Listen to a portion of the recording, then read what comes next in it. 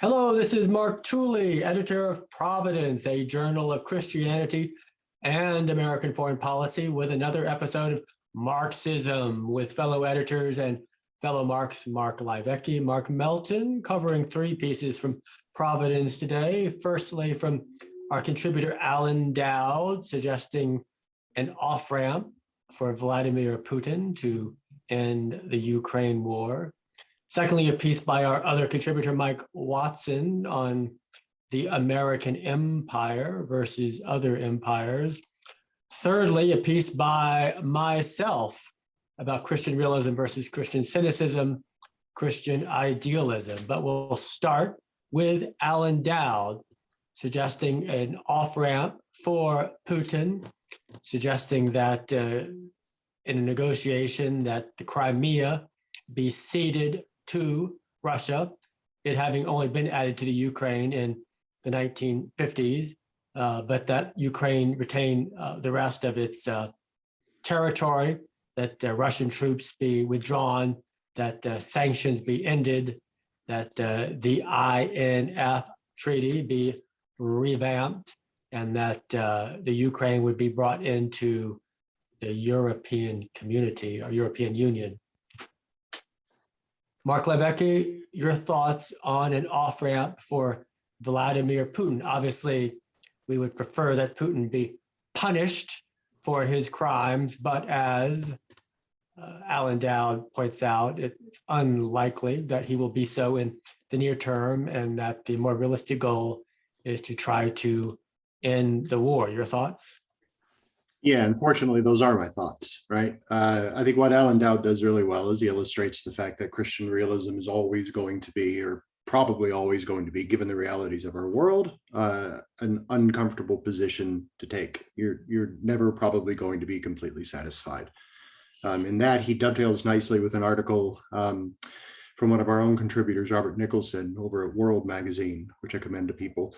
Both of them touch on the idea that, the only realistic or likely realistic ways out of this are these sorts of compromises in which justice, or at least a fullness of justice, is not going to be done, and that the solutions are going to be generally unsatisfying.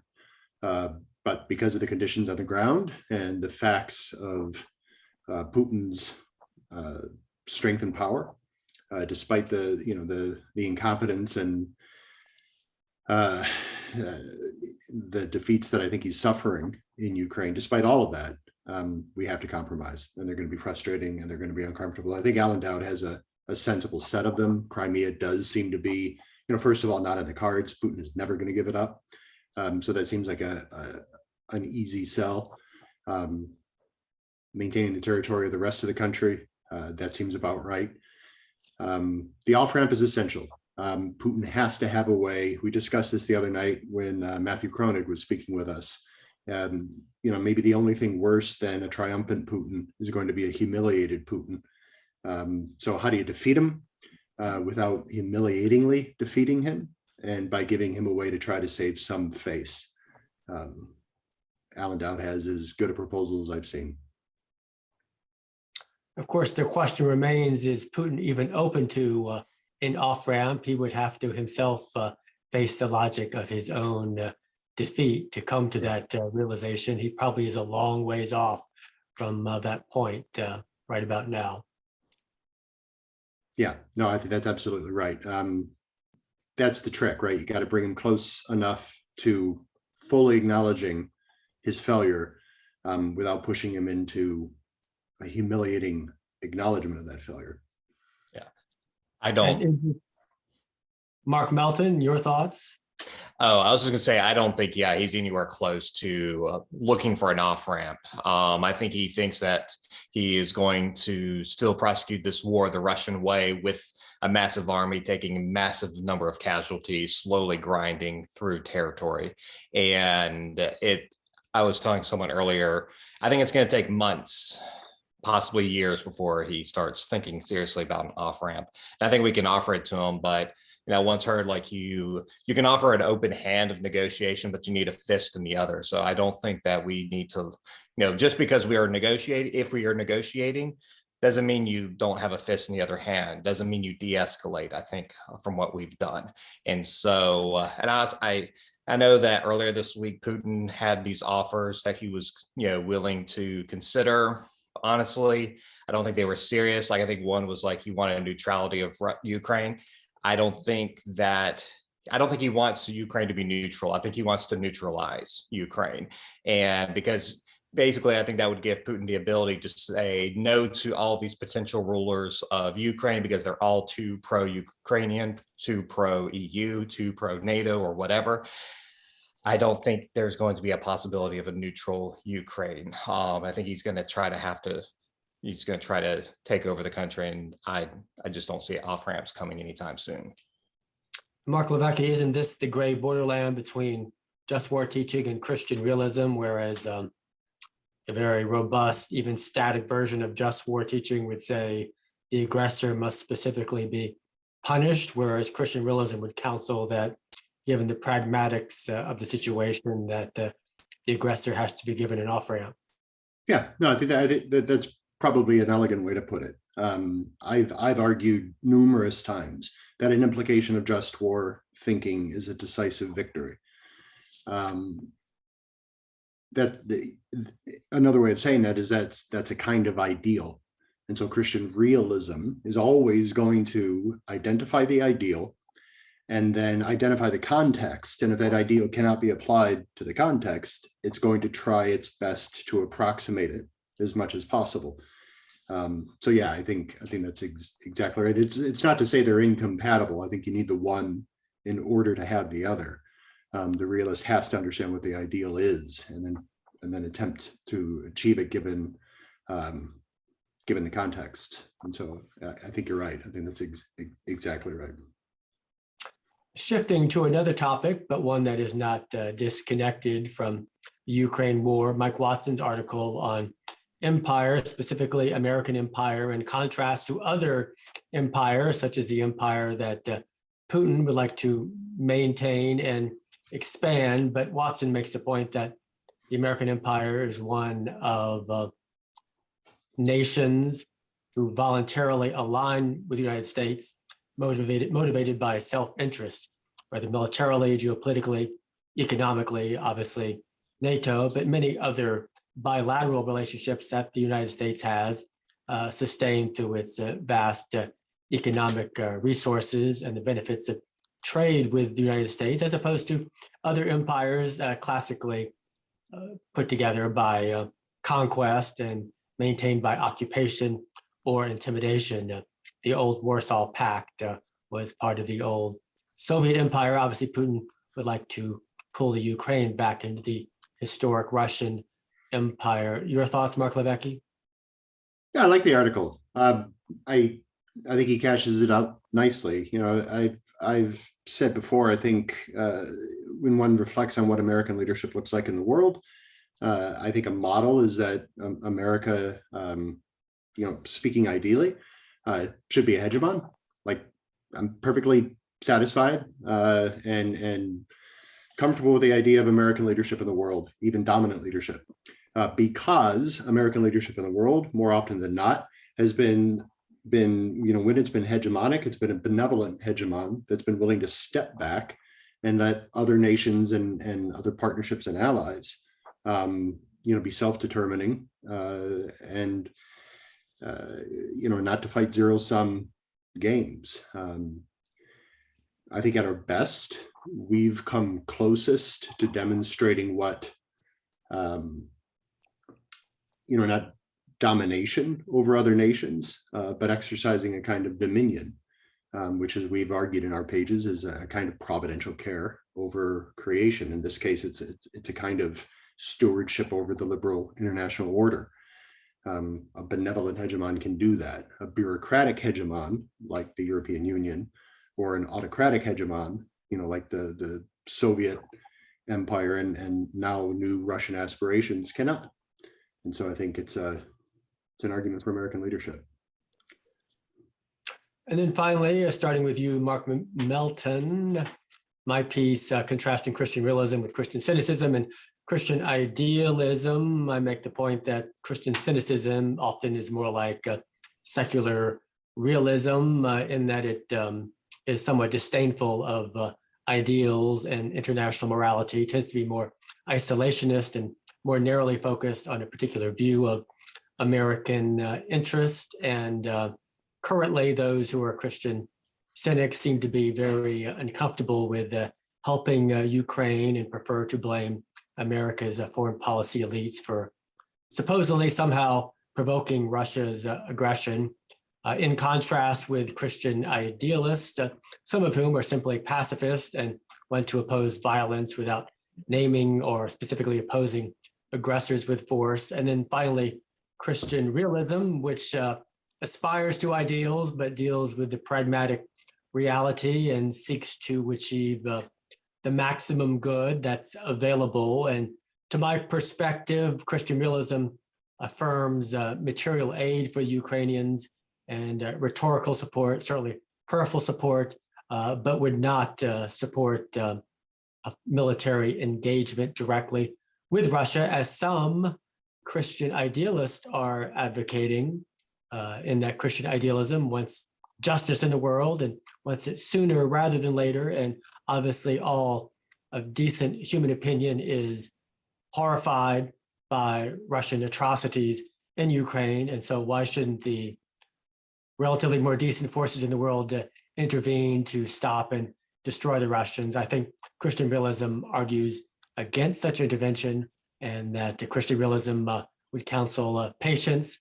Let's count on the Ukrainians' resolve and courage to stop the Russians, and hope that the Russians are slowed and defeated by time and attrition as we continue to do what we can to strengthen Ukraine without injecting our own forces. So, Melton, your thoughts? Yeah, well, kind of like the way you're talking there, I'm reminded, because I've been doing this project reading through the old Christianity in Crisis articles from the beginning of the Cold War. And, some of the stuff there obviously correlates to what you're saying. One of the things we ran, I think last week, maybe it was this, no, I think it was last week, we were talking about firmness with Russia. And the idea was, there was a group who wanted to have like open hands, like peace with Russia, and Russia wasn't interested. And the Christian realists were kind of realizing this. And so there is this idea of like needing to be firm and patient, not hysterical. And I forget the other one, patient. Did I already say patient? Anyways, I think there were like 4 different points that reading that article and others that he kind of latches on to. That being said, I actually disagree with some of what he meant by hysterical, because I think what he was meaning was basically like the Republican stronger firmness than what he was willing to do. And I think that's what actually helped end the Cold War. But that being said, I think one important aspect with this is creativity. I think that's the other one I didn't mention there. So the creativity, trying to come up with creative solutions for these problems in the real world as it is. And, in 1947, you're about to be to the point where the people are going to debate the Marshall Plan. And so we'll have Christianity in Crisis articles later this year, maybe early next year, around the 75th anniversary of them, where they're talking about implementing the Marshall Plan as a creative solution to the Cold War problem. And I think that's what Ukraine will require, is creative solutions. And I think within that, you have to, when you describe like Christian idealism and Christian cynicism, they sound to me, the way you describe them, as too rigid. And I think Christian realism, there is, I think, a bit of flexibility, because originally 1945, 46, the Christian realists are, I think, way too open hands, offering too many, concessions to the Soviet Union. And as they realize facts on the ground, that's not going to work. They shift towards a firmer position. And so I think that's another aspect that should be remembered, is this, flexibility in the face of facts on the ground. I should point out that in my article, I cited Reinhold Niebuhr in terms of not advocating for U.S. war with the Axis powers until the U.S. was actually attacked. Someone online corrected me and cited a 1940 article by Niebuhr saying that Niebuhr had advocated a U.S. intervention in 1940. But the only quote I can find online or in a book from Niebuhr from 1940 is maximum support for the Allies without America itself joining the war, which would be my attitude towards the Ukraine. But your thoughts, Mark Leibecki? Yeah, it's complex, right? Don't use the word rigid to describe the cynics and the idealists. I probably use the word absolutist, does the same work. The flexibility of Christian realism is essential. It's interesting to me reading the way you cashed out, which I appreciate. It occurs to me that it's easier to craft ahead of time a Christian idealist foreign policy or Christian cynical or cynic foreign policy. Easier to do that than to craft ahead of time explicit details of a Christian realist perspective, because Christian realism is always going to be incredibly dependent on context. If you change the context a little bit, we might look like an idealist. If you change the context in another way, we might look like a cynic in certain circumstances. I've said this already a couple times, especially since the conflagration in Ukraine took off. But Christian realism reminds us that in this world, because of the conditions of history and the human soul, there is continually, it seems, a conflict of oughts. So the West and America ought to come to the aid of the Ukraine. That seems to me just, absolute. The United States and the West ought to be careful not to allow the heavens to fall, which could happen if we act rashly, if we act in an idealistic way, if we try to pursue justice to the nth degree, the heavens could fall. And so in one sense, this betrays, I think, Christian idealists in that in their absolutism, their vision is too narrow, because it's the ideal is true. We ought, as they would say, to intervene. We ought to come to the aid of the Ukrainians. But the idealist also forgets that we ought not to let the heavens fall. That would be ideal. And so the Christian realist view has a capacious view of circumstances. It has to. It's more nuanced. It's more willing to embrace complexity. And for all those reasons, it disdains moral absolutism for a kind of contextualization. That's not relativism. That's not subjectivism. That's simply saying that the way rules work in the real world is complex. It's always been the case. That's the premise of the just war tradition. That's the premise, I think, of Christian realism. We could go back and forth on some of the details. I probably disagree in one sense with the way you enumerated the conditions on the ground, where you list first, we don't have any vital interests there, which is absolutely true. That's unfortunate, but true. Ukraine is important to us. It's not vitally important to us. I'm not sure that interests is the number one concern, because if you change the circumstances, even though there's not a vital interest there, we might say, fine, the circumstances are different. And here I think you and I probably disagree a bit as well.